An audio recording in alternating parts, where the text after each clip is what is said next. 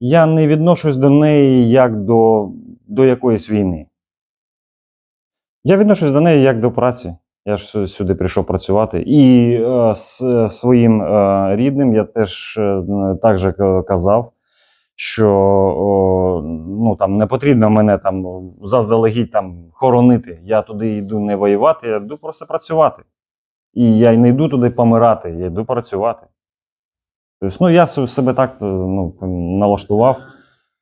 Вам подобається, ви отримаєте задоволення?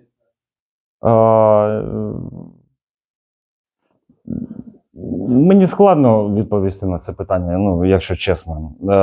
Сказати би, що це мені подобається. Та ну, особо ні. Ну ви на своєму місці. Вважаю, що так, да. Вважаю, що да, я на своєму місці.